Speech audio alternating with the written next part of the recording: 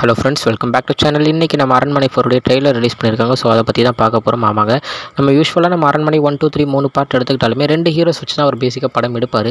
அதே மாதிரி இதுலேயும் ஃபஸ்ட்டு வந்து விஜய் சேதுபதி அவர்கள் இருக்கார் அப்படின்ற ஒரு நியூஸ் வந்து அவங்களே அனௌன்ஸ் பண்ணியிருந்தாங்க. தென் லேட்டர் அவர் இல்லை, ஒன்லி சோலோ பர்ஃபார்மன்ஸாக நம்ம சுந்தர்சி அவர்களே பர்ஃபார்ம் பண்ண போகிறார் அப்படின்ற ஒரு நியூஸும் கொடுத்துருந்தாங்க.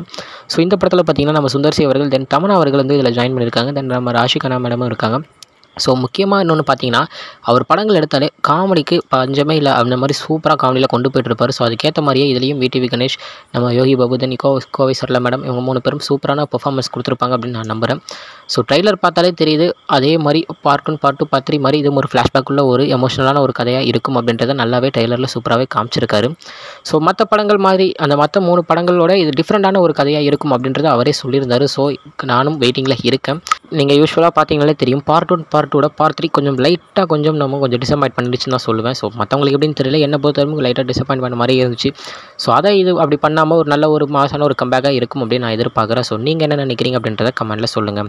ஸோ இதுதான் இன்றைக்குள்ள வீடியோ. இன்னொரு வீடியோவில் உங்களை வந்து பார்க்குறேன். அது வரைக்கும் உங்கள்கிட்ட இருந்து விடைபெறுறது உங்கள் Jaswin. Bye friends. Next video மறக்காமல் சேனலை சப்ஸ்கிரைப் பண்ணிவிடுங்க. Bye bye.